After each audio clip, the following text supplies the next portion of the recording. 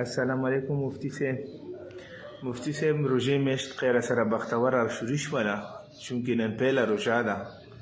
نو د اکثر جمعیتونو کې ختمونه کیږي چې څوک یې مو تیز ملا پسې څو څوک یې مو دروغ ملا پسې څو څوک یې 50 سپارو ختم کوو او څوک وړې ته تراویح کوي مختلف ملیانو ته نامې ورکړي دي دې په باره کې تاسو جی څه یې وعلیکم السلام ورحمت الله وبرکاتہ. الله پاک په فضل و کرم سره نن یکم رمضان المبارک 23 تاریخ دی او مسخوتان ټیم به الله پاک فضل و کرم سره ټول مسلمانانو ته خدای پاک توفیق ورکړي شل رکعاته تراویح چې هغه هر انسان هغه وکړي او په هغه کې هغه ختم هم وکړي. خو د ختم په حوالې سره یو دوې درې خبرې دا ډېرې ضروري دي. څنګه د شل رکعاته تراویح کول دا یو سنت عمل دی.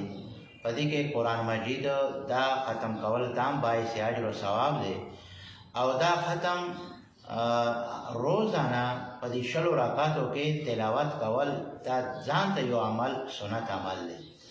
نو تقریبا لکه 27-28 رمضان پورې ختم کول دا پکار دي او زموږ په دې علاقو کې چې دا کم ختمونه الله پاک په فضل و کرم سره لکه مخبره مې پس کړی دی خو چې کم ختمونه د زه اورم نو دا تقریبا ډېر غلط دي. یعلمون تعلمون ولا ختمونه دي په دې باندې کاري څه بعض ټیم کې بعضو خلکو پسې څه مو درې دي نو موږ ولې ساړه په هغه تلاوت باندې نه پوهېږي نو بجای د دې څه په دې باندې اجر او ثواب میلاو شي دا باعث ګناه دی او دې سره انسان ګناهګاریږي. نو قرآن مجید 14 سپارې سوره کهف آخري رکوع کې الله پاک فرمایي ډېر خلک داسې دي چې هغوی چې